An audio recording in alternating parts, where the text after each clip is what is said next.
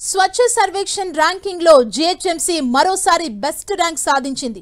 కేంద్ర పట్టణాభివృద్ధి శాఖ ప్రకటించిన స్వచ్ఛ సర్వేక్షణ్ ర్యాంకుల్లో జాతీయ స్థాయిలో జీహెచ్ఎంసీకి 6వ ర్యాంక్ వచ్చింది. గతేడాది ర్యాంకు 9 ఉండగా ఈసారి 3 స్థానాలు మెరుగుపడింది.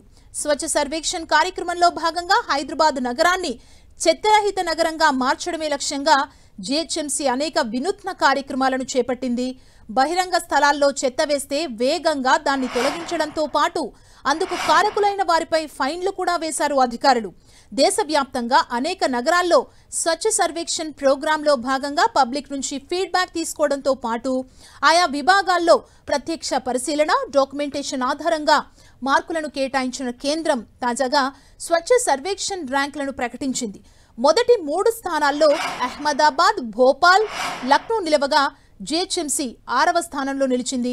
మున్సిపల్ శాఖ principal secretary Ilambarithi, GHMC commissioner RV Karnan కేంద్ర అవార్డును సర్టిఫికెట్ని స్వీకరించారు. 10 లక్షల కంటే ఎక్కువ జనాభా ఉన్న 44 నగరాల్లో హైదరాబాద్ నగరం 6వ స్థానంలో నిలిచింది. ఇక జీహెచ్ఎంసీ గార్బేజ్ ఫ్రీ సిటీ కేటగిరీలో 7 స్టార్ రేటింగ్ ర్యాంక్ కూడా వచ్చింది. ఇక ఓపెన్ డెఫినిషన్ సర్టిఫికెట్ విభాగంలో హైదరాబాద్ సిటీ వాటర్ ప్లస్ స్థానాన్ని దక్కించుకుంది.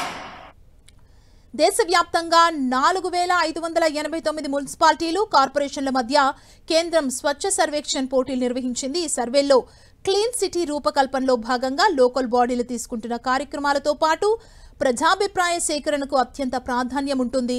ఇంటింటి నుంచి చెత్త సేకరణ చేయడం, దాన్ని తడి, పొడి చెత్తగా వేరు చేయడం, డంపింగ్ కేంద్రాల వరకు రవాణా చేసే సౌకర్యాల కల్పన కోసం 10% మార్కులు, నగరంలో ఉత్పత్తి అవుతున్న సీవేజ్ వాటర్ ట్రీట్మెంట్ కోసం 10% మార్కులు కేటాయించారు.